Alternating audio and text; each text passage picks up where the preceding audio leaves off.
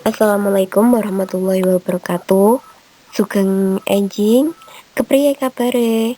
Muga sampean kabeh isih diparingi sehat, senajan sekolah online.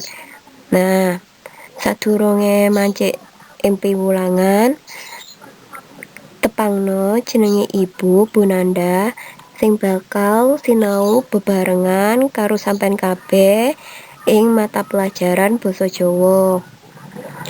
Piwulangan dina iki bakal ngrembag ngenani teks tanggap deskriptif utawa teks deskriptif.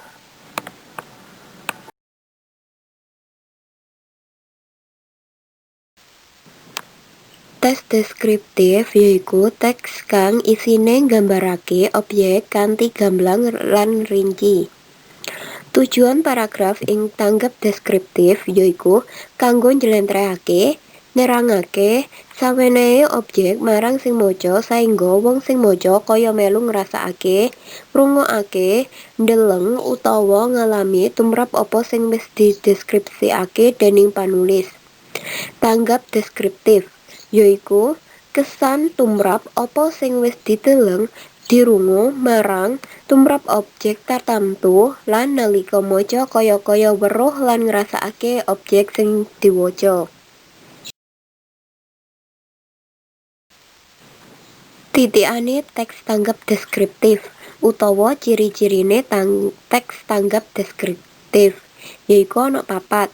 1. Nggambarake panggonan, wong, barang, kahanan nganggo panca indra. Kaping 2, tujuane supaya wong sing maca kaya melu ngrasakake.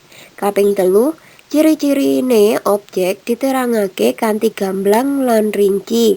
Pungkasan, nggambarake utawa njlentrehake samubarang.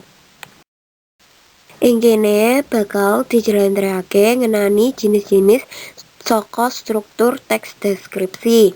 Ana 3 yaiku identifikasi, klasifikasi utawa definisi, deskripsi utawa perangane.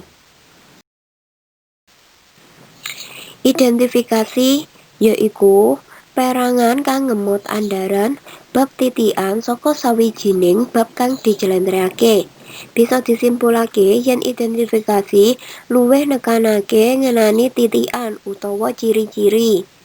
Banjur klasifikasi utawa definisi yaiku perangan kang ngemot andharan bab surasa utawa maknane lan panggolongane saka bab kang dijlentrehake. Yen disimpulake, klasifikasi nekanake ngenani makna.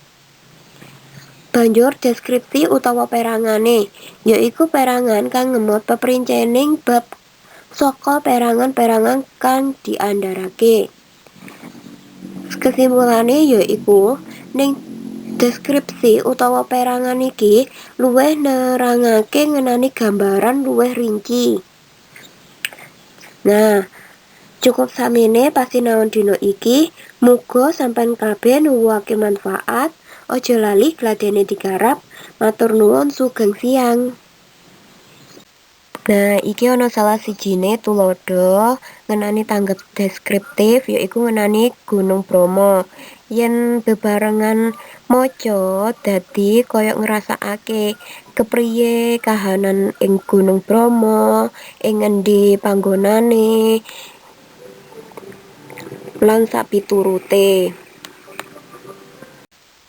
Cekap sakmene pasinaon dina iki. Muga-muga sampeyan kabeh nuwuhake asil kang paedah ana sajroning piwulangan dina iki.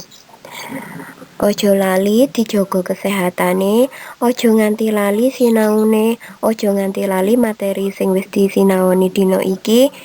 Sugeng tetepangan minggu ngarep. Assalamualaikum warahmatullahi wabarakatuh.